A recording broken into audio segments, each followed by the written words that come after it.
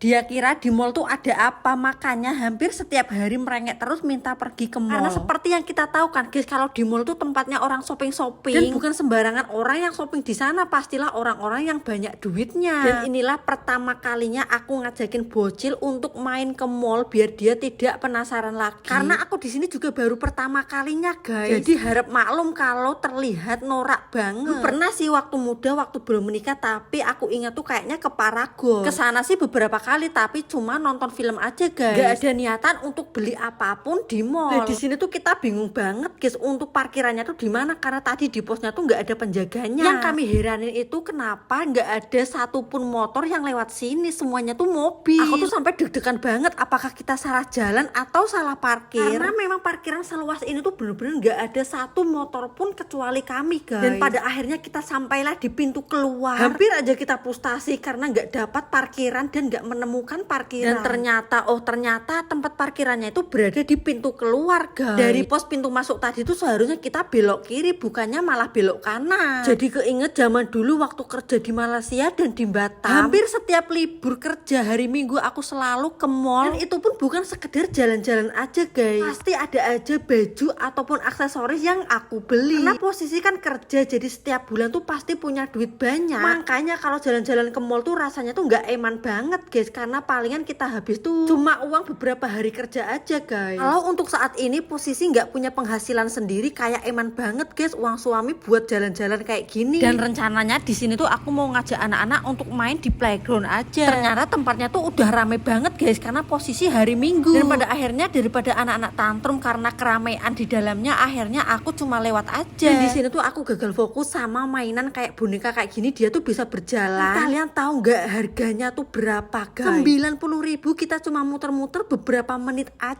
Ya ampun, semua mahal guys. Dan daripada kita di sini tuh nggak ngapa-ngapain, akhirnya aku berniatan untuk masuk ke tempat ini guys. Karena dari luar tuh kelihatan mewah banget dan rame banget. Dan bener-bener kita itu minder banget guys, karena yang ada di sini tuh semuanya tuh kebanyakan para Cina-Cina. Yang punya wajah Jawa di sini tuh bener-bener cuma kami aja guys. Dan asal kalian tahu guys, apakah harga koin yang ada di sini untuk bisa main mesin capit di sini, kita kudu beli koin dulu yang harganya 50.000 dan dapat 26 koin. 26 koin itu tidak banyak guys, karena untuk sekali main di mesin capit kita membutuhkan 6 koin sekali capit. Jadi kalau dihitung secara perinci, sekali main tuh kita butuh 6 koin yang harganya 10.000. Dan kita belinya itu nggak langsung pakai uang tuh nggak guys, kita tuh download aplikasi dulu. Pokoknya tuh di sini tuh bener-bener ribet. Tapi ya wajar aja guys, soalnya bonekanya tuh memang cantik-cantik dan lucu-lucu banget. Bukan termasuk boneka yang murahan gitu guys.